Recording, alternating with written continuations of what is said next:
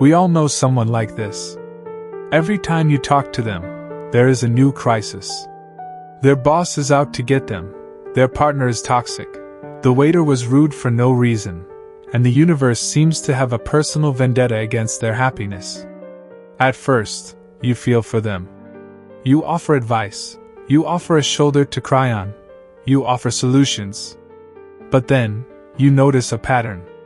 The advice is never taken, the solutions are impossible, and most importantly, in every single story they tell, they are the innocent protagonist and someone else is the villain.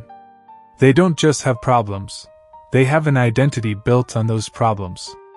Welcome to the Inverse Mind. Today we are performing a psychological autopsy on the chronic victim mentality. We are going to peel back the layers of the victim to see the hidden machinery underneath. This isn't just about someone being annoying.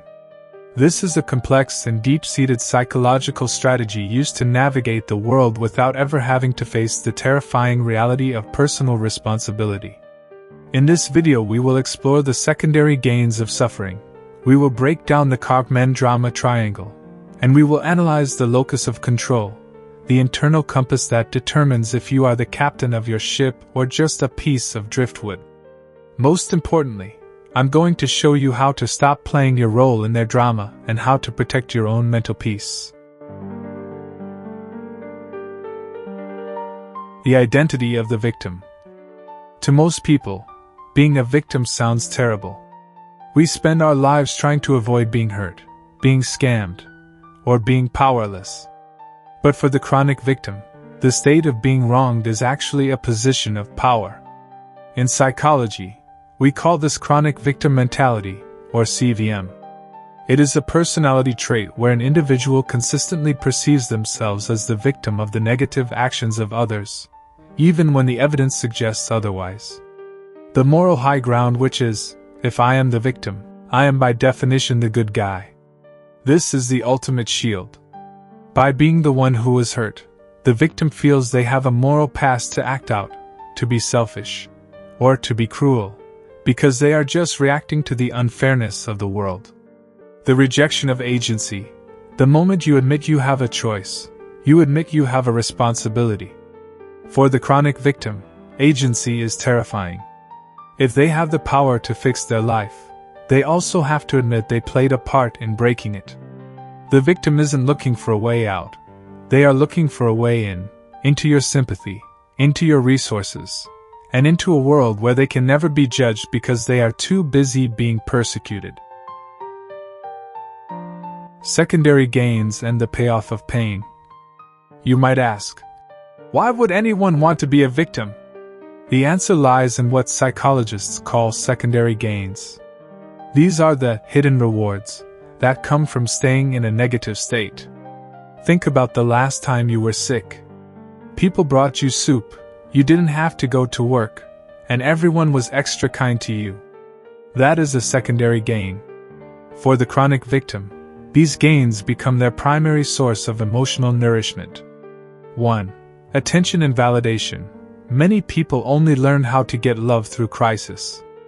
If they were okay, they were ignored. If they were in pain, they were seen. They used their trauma as a social currency to buy the attention they crave. 2. Avoidance of accountability.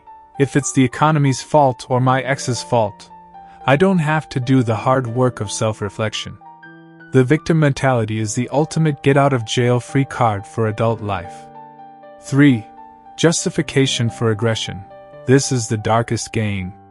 If you believe the world is attacking you, you feel justified in attacking back.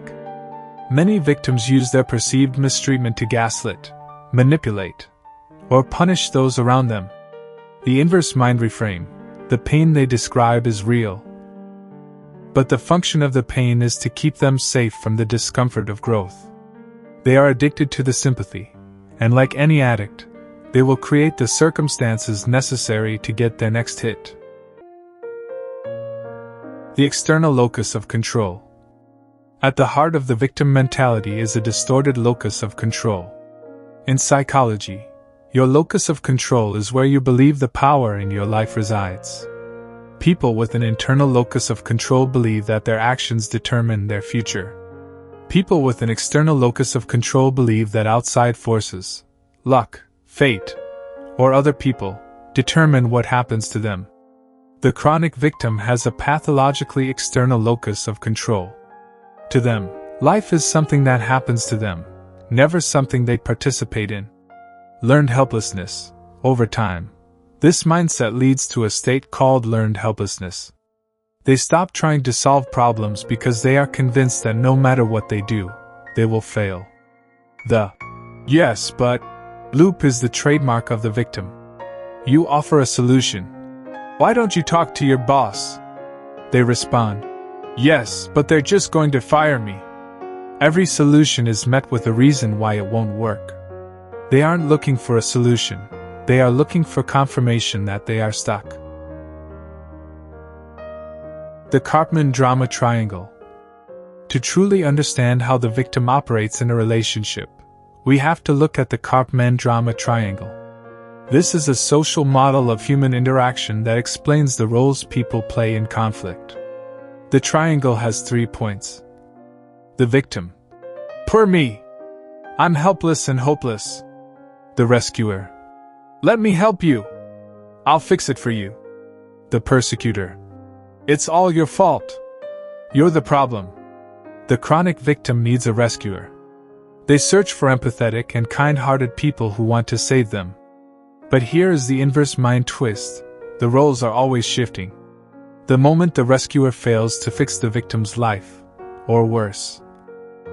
The moment the rescuer asks the victim to take responsibility, the victim instantly turns into the persecutor. They attack the person who is trying to help, accusing them of being unsupportive or mean. This is why you feel so exhausted after talking to them. You are being pulled into a game where the only way to win is not to play. The trauma link and the protection of the small self. Why does this happen? Is it just bad character? From the inverse mind perspective, the victim mentality is often a stunted defense mechanism. Many people who play the victim were actually and truly victims in their past. They may have grown up in an environment where they were powerless, where their needs were ignored, or where they were punished for being independent. In that environment, playing the victim was a survival skill. It was the only way to get safety or attention. The problem is that they have carried a child's survival strategy into an adult's world. The fear of the real self. Underneath the victimhood is a profound fear of inadequacy. If they stop being the victim, they have to stand on their own 2 feet. And what if they aren't strong enough? What if they fail? This shield of fragility is won by being fragile. They force the world to walk on eggshells around them. It is a way of controlling others through weakness rather than strength. They are protecting a small self that never learned how to handle the weight of the world. Their blame is a way of saying, "Please don't look at me, look at them. If you look at me, you'll see how scared I am." The solution is breaking the triangle. How do you deal with a chronic victim without losing your mind? And how do you check yourself if you realize you've been slipping into this mindset? Here are the inverse mind's 3 pillars of accountability. Pillar 1. Stop the rescuing for the friends or partners. You cannot save someone from a hole they are actively digging. The inverse rule is to offer empathy, not solutions. When they complain, say, "That sounds really hard. I trust you'll figure out how to handle it." Why it works is by saying, "I trust you." You are handing the power and the responsibility back to them. If they try to pull you into the "yes, but" loop, simply say, "I'm not sure what the answer is, but I'm sure you'll find it." Pillar 2. Establish radical agency for the self. If you find yourself blaming others, you must switch your focus from "who did this to me?" to "what am I going to do now?" The inverse rule, ask yourself, what is my 1% contribution to this problem? Even if the other person is 99% wrong, focus entirely on your 1%. Why it works? That 1% is the only place you have power. The moment you focus on your part, You move from being a victim of circumstance to a creator of change. Pillar 3. Set drama boundaries. You must limit your exposure to the payoff. The inverse rule: if someone only calls you to vent but never to grow, set a time limit. I have 10 minutes to listen to this, then I have to go. Why it works: victims need an audience. If you stop providing this secondary gain of endless sympathy, they will eventually stop bringing the drama to you. The freedom of responsibility. The chronic victim believes that by blaming the world, they are protecting themselves. But the inverse mind knows the truth: blame is a prison. When you blame others, you give them your power. You are saying that your happiness, your peace, and your future depend on their behavior. You are making yourself a prisoner of their choices. The most terrifying moment in your life is the moment you realize that you are responsible for everything you feel and everything you do. But that is also the most beautiful moment, because if you are the one who is responsible, you are also the one who is free. Stop being the so-called good guy in a tragic story, and start being the hero of a powerful one. If you're ready to reclaim your power and master the psychology of the self, then subscribe to the Inverse Mind now. We are exposing the truth behind human behavior, one deep dive at a time. And I want to hear from you in the comments. Have you ever felt trapped in a relationship with a victim? How did you finally break the cycle? Let's share our strategies and build our collective agency. Please remember, the world doesn't happen to you, it happens with you. I'll see you in the next one.